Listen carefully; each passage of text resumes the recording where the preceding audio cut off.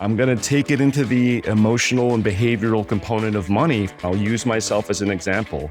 In my corporate job, when I was miserable, I went to happy hour a lot. I was drowning my sorrows because I was just trying to shut it off. Kind of like the unhappiness tax. Yo, Chris, man, what are you doing? What are you up to? I'm just helping people reinvent their lives. No big deal. Yeah, no big deal. Well, I'm going to join in. Cool. God bless, we're breaking these runs. Life too short to play it on speed run. Yeah, well, we're going to talk about a topic today that every reinventor probably knows they have to address, but most do their best to try to manage it, probably with a bit of avoidance or even fantasy built in, which is why we're diving deep today on how to think about your financial runway during your career reinvention. Okay, now this is a fairly advanced topic with regards to reinventing your career. And I'm really glad that I'm sitting here with Chris, because Chris is a professional when it comes to mapping out finances, and he's done a really good job of this personally. And our pitch to you today is to heighten your awareness and think smartly about your finances from the very beginning. In this episode, we're going to help you develop an initial framework to assess your financial runway, because reinvention connotes change, right? And change doesn't happen overnight.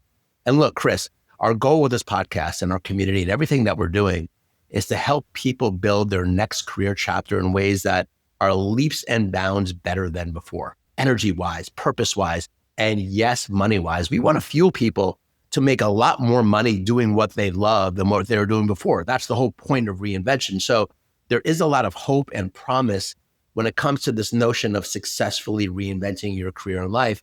And it really is possible for every one of you to do that. We've seen that time and time again. But Chris, we've got to start by being sober and realistic about our finances, right?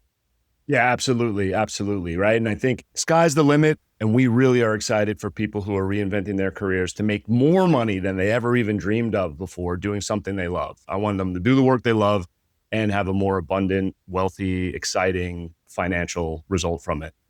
Mm-hmm. But I think it actually starts from a place of going through the sober approach and thinking rationally and thinking reasonably and even contemplating, some worst case scenario situations in a sense.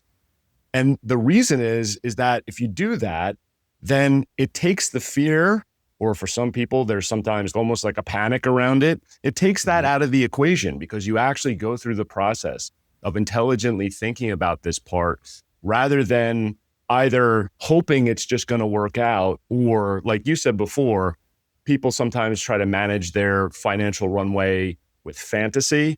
I mean, listen, I'm a perfect example.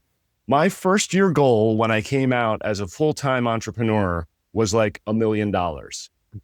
My second year goal was $25,000. Exactly.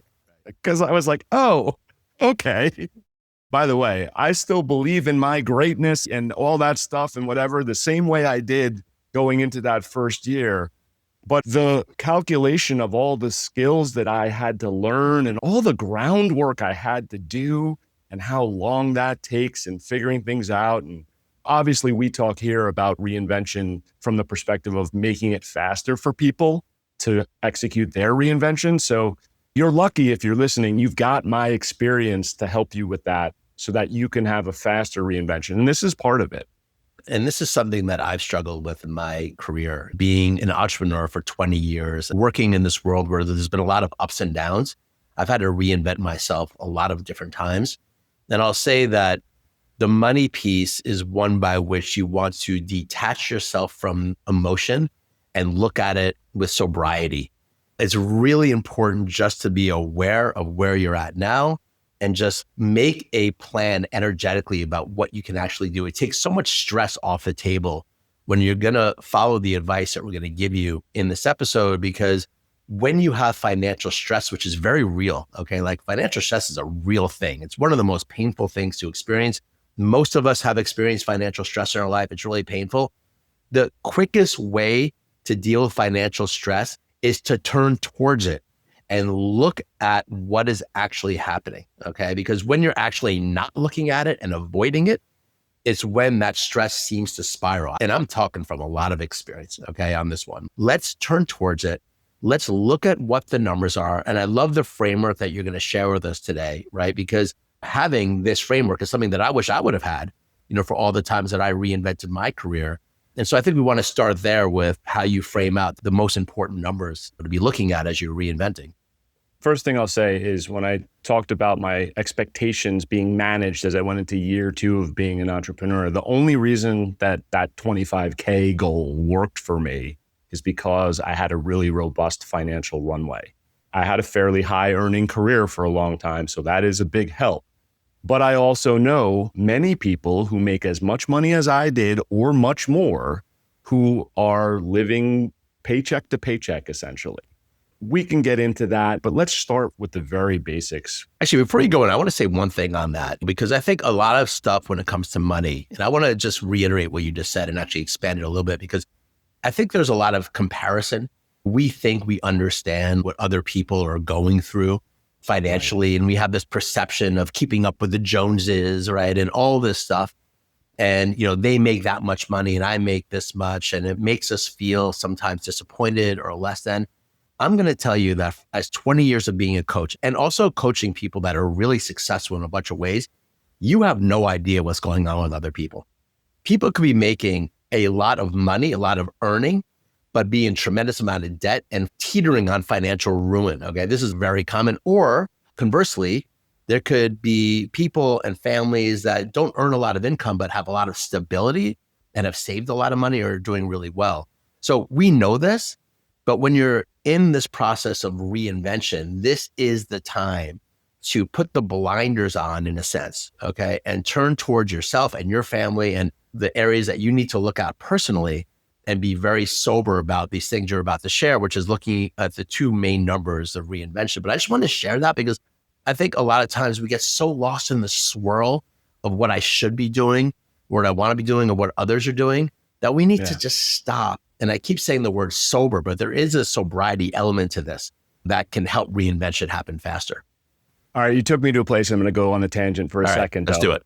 We're talking about numbers today, right? We're talking about finances. Man, it's so emotional though. There's so much emotion tied up in this concept for people, right? Especially in our society. There's so much comparison going on that everyone's experiencing. And a thing I've had to recast as I went from being a high earning corporate person who was miserable in his corporate job to at first a low earning entrepreneurial person who was loving what he was doing, but was like, show me the money.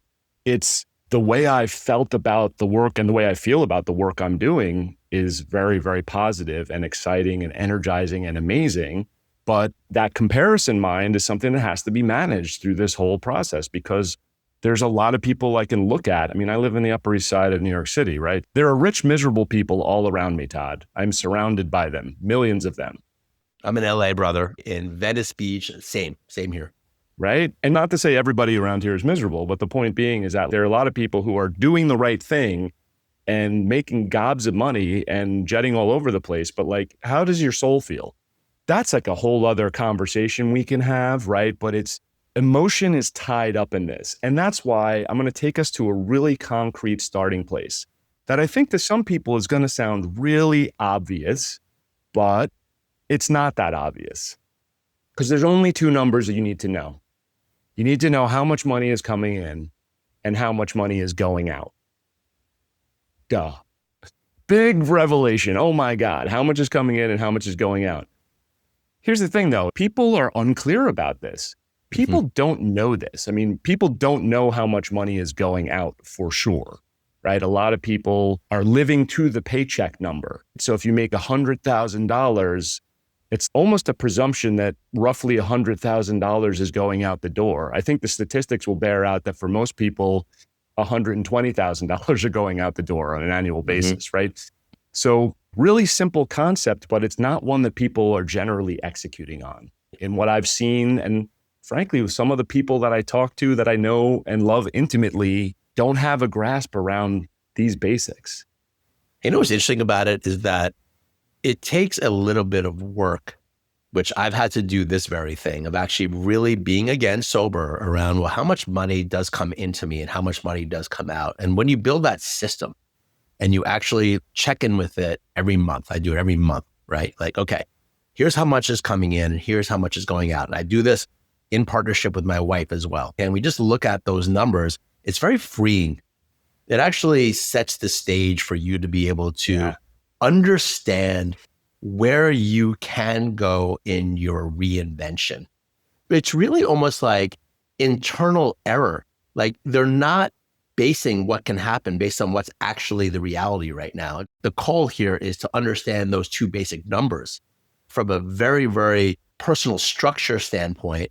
So that way you can be like, all right, what can I now do? And once you have that, I'll tell you that a lot of the stress starts to go away because now you're working within a system and an operation by which at least you know what's actually happening, right? And I think, listen, with the people we work with in the reinvention community, right, we can ask these questions. We both have asked it of our one-on-one coaching clients, right? It's like, if you're going to try something new, you're going to reinvent your career, do something different. Ultimately, you get to, well, how much do you need to make for that to be viable? The number one answer is just what I make now. And yeah, we want full replacement income for everybody who does this. We want you to make more money than you make right now. But the truth is, that might not actually be what you need. That's why you got to know that number of what's going out the door, because there's psychological anchoring to, I make $300,000, I make $100,000, whatever your anchor is. That is an identity point. That is not necessarily a functional data point that you need to live your life, right? You don't need to spend to the level that you happen to make. There's an SNL skit that I feel like I'm getting really close to here, Todd, where it's like Chris Parnell is selling a book. It's called Don't Spend Money You Don't Have. Yeah. I think Steve Martin was the host, and he's like, now hold on a second. If I don't have the money, can I spend it? And Chris Parnell's like, no, you cannot. I don't want to get into that comedic I want to actually territory. ask you about this a little bit, okay? Because for me, and you know me by now, right? And my clients know me and what I share on social media, it's very hopeful, very motivational, like this idea of reinvention. You can literally find a career path. Your next chapter can be so fulfilling from the standpoint of it can match your talents, it can match your interests and your passions, which we're fueling people to do that. And you can replace that income or you could make a lot more. And I've seen this happen. So there is a lot of that hope and that promise, but you're also coming in right now and saying, let's look at the numbers and actually start to break down what do you need right now? And I think this is really important for people that are starting the reinvention path, because while you want to live connected with the hope and connected with the dream, and you want to have that magnetic North Star as we talk about what can happen, you also have to realize that you're in a process of transformation. And that includes the transformation of how money flows to you and flows out of you.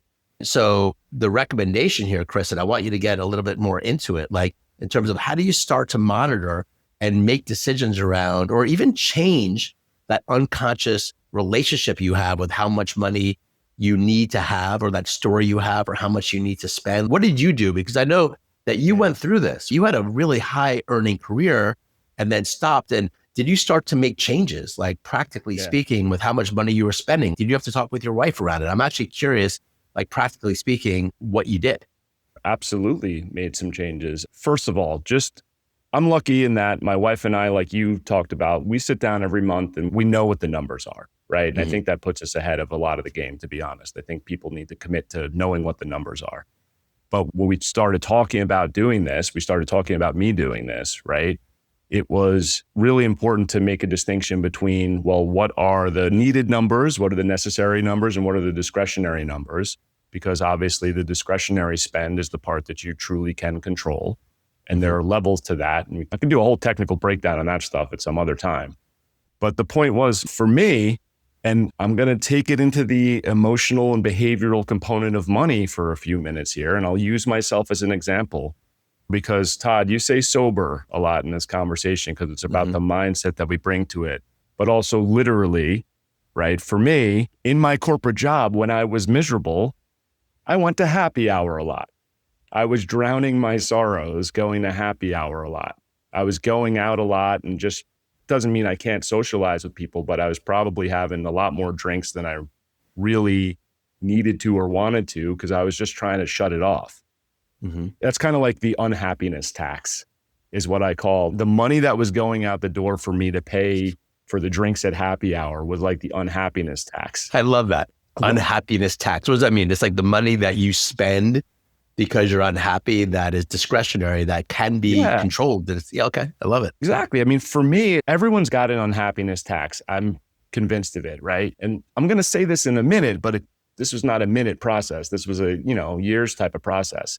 For me, it was easy eventually to make the connection to say, hey, you know what? When I'm doing work that I love, that aligns with who I am, that is like my mission in life, as opposed to just doing this work for someone else, it was easy for me to say, oh, I want those hours back. Well, I want that money to invest in this reinvention.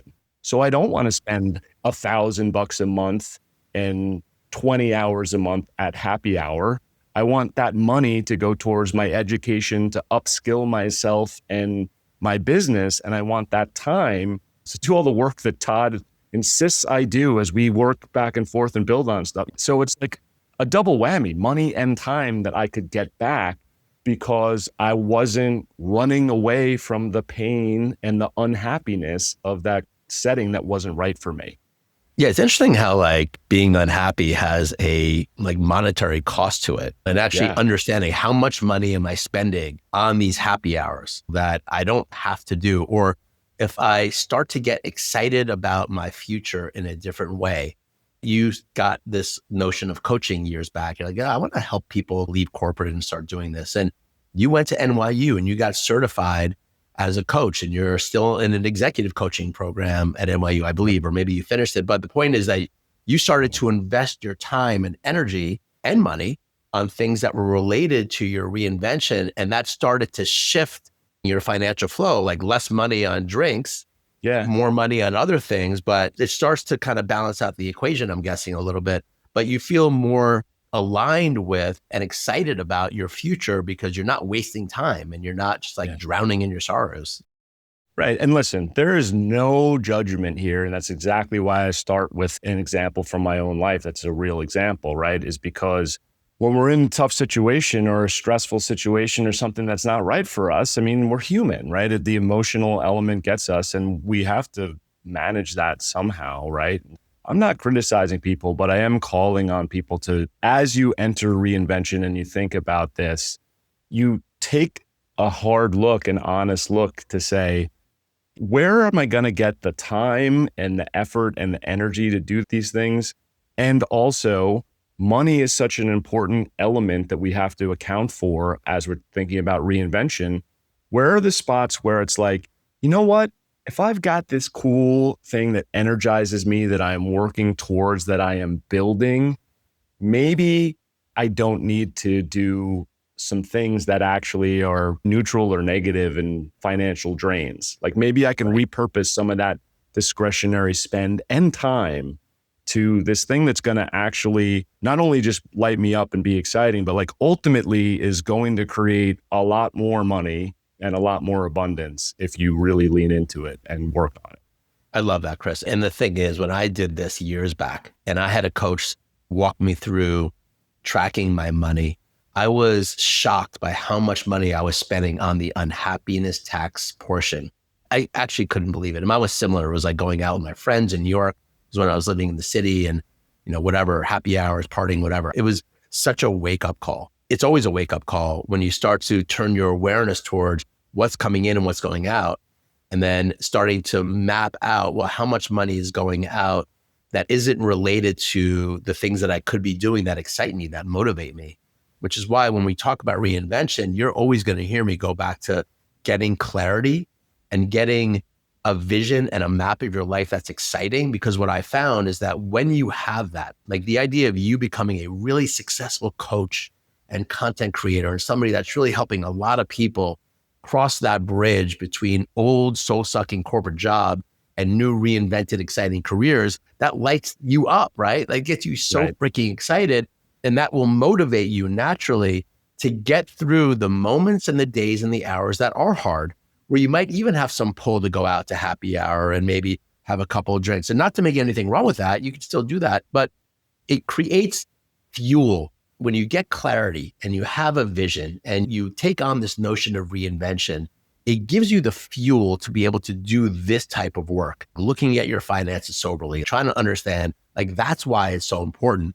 I'm actually curious about what your recommendations are about the other side, like the earning potential. How do you start to understand, especially when you're thinking about this idea of reinventing your career? And for a lot of people, this can mean, well, I'm going to start taking what I did before from a corporate setting and think about fractional work, or maybe hanging up a coaching or consulting shingle, or maybe I'm going to launch a digital product, or maybe I want to try something more creative and see where that goes, or whatever it may be, right? Like, people are in those beginning stages of starting to look out onto the horizon thinking, well, what am I going to do for the next 20 or 30 years that can make money? And I love this concept of reinvention because that actually matches up some excitement for me. How do I start to tactically think about earning money as I'm in this process, Chris, right? How do you recommend and coach people to do that? Because I think it's a really important point. Money does need to come in. What are the steps? What are the ways that you think about this? First, we have to get to a place of unanchoring from that number you happen to make right now, right? And so we talked about that a little bit, but I really want everybody to do as well financially as they can. And so make that number, make 3 times that number eventually, or whatever it is. But a lot of times what people do, I think they conflate these two things. And so it's like, if I'm making 200K right now, okay, so in your reinvented career, how is that going to work? They do this backwards algebraic equation that somehow magically gets back to 200K. And I'm like, but are you looking at the market? Are you looking with clarity at what you're selling and what your services are? I want people to think, again, soberly and intelligently and analytically about, even at the very beginning of your reinvention, because this is really who we're talking to at this moment, put it down on paper what your best estimates are of your potential earnings, right? For whatever it is you're doing. And I'm kind of assuming you're entrepreneurial here, but like, you might be fractional, or you might be a consultant who is working within a corporate system. So you'll have different accuracy and precision of estimates depending on which flavor of reinventor you are. But let's talk about the entrepreneurs, because that's the most unknown in a way. So that's maybe the most difficult case, we'll say. I think a lot of people, again, take the example of me thinking I was going to like make $1 million in my first year, which I'm kind of facetious about. But like, how can you do a little bit of market research at the very beginning when you really are just getting clear on what your potential reinvention paths are? How can you find out what is viable in terms of what would be charged for that service or for that product? If you want to be a coach, can you go find a coach or 2 or 3 that you can inquire from to try to either actually buy their coaching or at least get an understanding of what they charge for coaching? Now you have a couple of data points that you can actually start to think around. And oh, by the way, they're likely experienced, so your price point is probably not going to be their price point to start from, right? That's just one example. I mean, hit ChatGPT, hit Google, hit Reddit. There's a lot of ways to find market data around this so you can sort of understand what the pricing is. Well, I have a question around this because, like, for example, you can do research on virtually any industry. And you've heard me say this time and time again, that no matter what reinvented career that you're looking out towards, you can find people that are massively successful in that realm, that are really doing it well, that are making a lot of money, and they're probably not as talented as you are at it. Okay, this is just what it is. So when you do the research, you're going to see, wow, I could make $1 billion this year. I don't think there's anything wrong with having that dream exist. I want people to have the big dream in play. I will never, ever squash it. But there's this other element, because we're complex and reinvention is a complex thing, that you go to the other side. And you have this thing when we were preparing for this episode, you said, well, look out into reality about what you could earn doing some of these reinvented pathways. And I want you to have your earning estimates and double the time that you think it's going to take. And I love that, because that's going back to the sobriety thing. And the quick aside to nail this point home, and I really want you all to hear this. This is so important. So I started my career in sales. I was always in sales. And I did really well in sales. And when I first started out, I was somebody that would create ridiculous projections for my sales, right? Like, I'm going to do $1 million this quarter in sales, right? I would do that. And, my managers at the time loved that. They were like, okay, good. This guy is like really proactive. You put a number out, if you reach for the stars, you're going to get to the sun. And that's pretty good, right? That's the whole thing.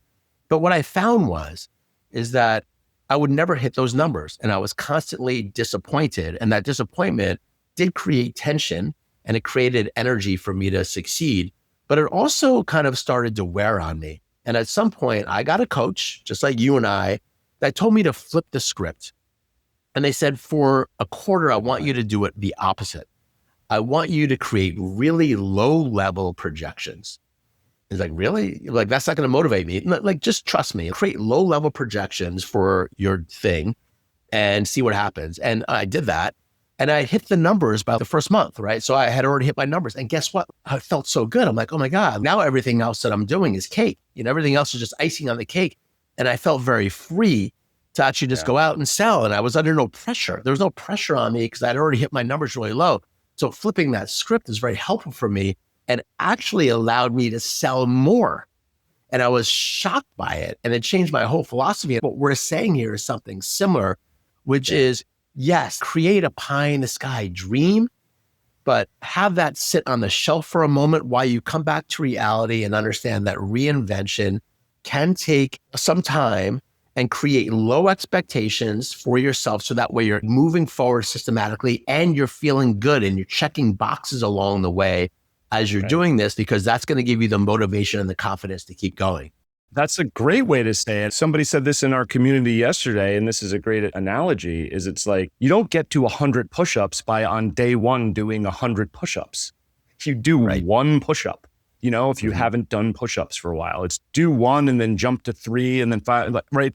This is that same concept, and it's on both sides, right? It's like, you are earning $300,000.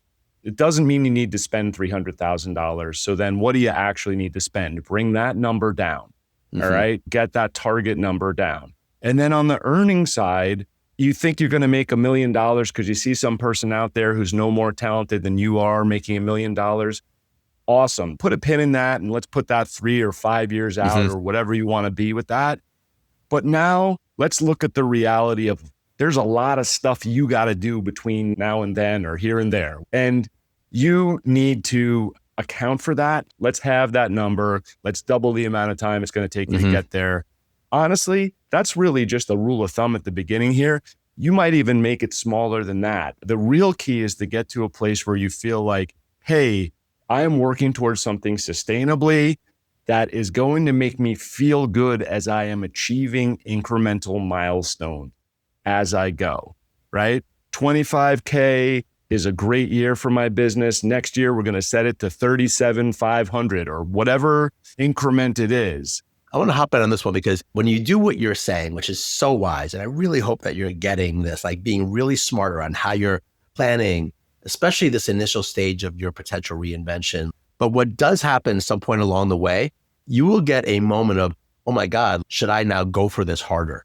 Opportunity will start to open up. And that's the moment in reinvention where you start to make different types of decisions, right? Where maybe there is a bigger investment that you need to make because you've seen enough feedback from a market or from the community or the business that you're running where it's like, okay, I need to take this to the next level. This is part of the goal here, right? Is you want to get yourself to a position where you have enough data out there for one or several side hustles or reinvented pathways where you're starting to see, where can I now take this to the next level? Because at some point, you're going to hit that moment where it's like, hey, I can now go for this. And that's where you start to see replacement income from your previous career be realistic and further than that. I love what you're saying here. And I think one of your recommendations when you're coaching people is to take that side hustle path, to have a lot of different balls in the fire, especially in the beginning stages of reinvention, and to plan it out soberly so that way you can start to see when you're going to get to that decision point. Yeah, this is a little do as I say, not as I do, right? I took it pretty far in my career in corporate where I was like pretty burnt out. And I would say, if you're considering reinvention, start exploring and doing the research and the work on your side hustle ASAP, right? Don't hope it goes away. Don't run away from it. Todd, like you opened the conversation here today, it's like you got to lean into this stuff and you got to be honest with yourself and you got to be open with yourself. There's a person that I've been talking to who I really think of as a specific example of this. So I kind of want to think about their situation for a minute because I think it's so illustrative of this. It's that you got to get this on paper. You got to get both sides of this equation on paper and get clarity about it, because I know a person I've been talking to who is so into their reinvention, their side hustle is quickly turning into their main hustle that they're trying to figure out how to get their day job. They've hit that moment, right? They've hit that moment. But what they haven't done is the math where they've sat down and sort of soberly gone through with real clarity. Right. How much do I need to make in the quote unquote side hustle? Not to get full replacement, because I think that's where we get hung up is it's like, you know, if you're making a couple $100K in your main job, the chances that you're going to get your side hustle all the way up to that, like where are those hours coming from? Right. You have to eat and sleep at some point, right? So that's why doing the math and getting this down on paper is so important, because what you can do then is to say, oh, when the side hustle hits, choose a milestone, $35,000 in the first year, well, then I know that if I drop the main hustle and I invest this time into the side hustle, I can probably turn that into whatever it is, right? There's algebra in there. There's math in there that you should be doing. This is a big fear and uncertainty and stability thing that we were getting way into the nervous system here. But I think people really want to just flip the switch and instantly make the same amount of money that they were making. And it's like, where's that time coming from? Yeah. There's no fantasy thinking in this. This is one of the big takeaways of this conversation, which is this is a time to look at your finances. I love this notion of looking at your reinvention in terms of milestones and understanding that there's milestones along the way. That's really, really wise. And as you're saying, I'm having so many ideas about how much better I could be doing and we could be doing in our business of really mapping these things out.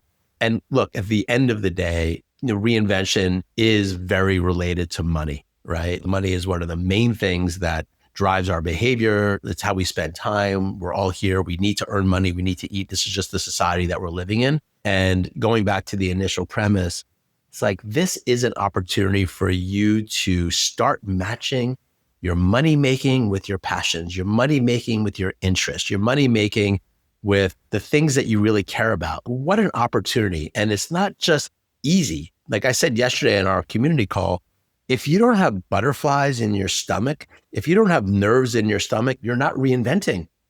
Right. You're just not. This is a process. This is a journey. And we need to get off of the unhappiness tax pathway of drowning ourselves and distracting ourselves with mind-numbing behaviors because we don't want to deal with the reality. And we're just a stand for and a conduit for, yes, you can do anything that you want in your life. And money's a big part of this. So let's be sober around our money. Let's map it out. Let's do this in milestones. Let's find a community like what we've built to be able to support me in this process. Let me learn to have healthy and open conversations with the people in my life that can help me reinvent. And it's there for you, right? That's why there's a process of reinvention that we stand for that really works. And I think this really is, Chris, just the beginning of conversations around money and how do we deal with money as we're reinventing our careers. There's a lot of different pathways that we can go on, but what we came away with today is just a very clear, hey, understand what's coming in, understand what's going out, start to map out like how much money you're spending on things that actually could be taken off the table, and start to look at how you can invest your time and even your money to reinvent your career. Write it down on paper, right? Like you're a big on paper guy. And I think that's one of the big takeaways here is that get this stuff down. And once you have that ease, you can start to reinvent and you can start to have fun and you can start to have creativity, which is really what this is about. I just love this conversation, man. And this is so good. Just one more takeaway, right? You can then begin when you have that freeness because you've done that work and you've thought about that and put it down on paper. Now you can begin from zero up with your reinvention and set goals that you can achieve and get excited about and just feel accomplishment on the whole path. Reinvention, it's an adventure. it is an adventure, right? It's iterative. It keeps happening and you feel those butterflies in your stomach. But like, we want this to be the fun roller coaster butterflies, right? You have to do this work. You have to do the paperwork in this case in order to really enjoy the ride. Yeah, it's a journey. Look, like we're in it ourselves right now. It's not always easy and comforting and everything's in flow. Like you have to go through the process, but this is what great people do. And so we hope that what you got out of this is motivation to reinvent your career and some tactical advice about what you can do with your dollars and your cents to start mapping this out so that way you can give yourself a foundational ease so you can get into an open mind and an excited heart about what your reinvention can look like. That's the whole purpose of this. Make sure that you subscribe here to our podcast, follow us along on social. Like Chris and I are literally a stand for helping people reinvent their careers and their lives. And we have so many different ways to slice and dice this. As always, brother, just so good being with you, but we'll stop here and I can't wait until the next one.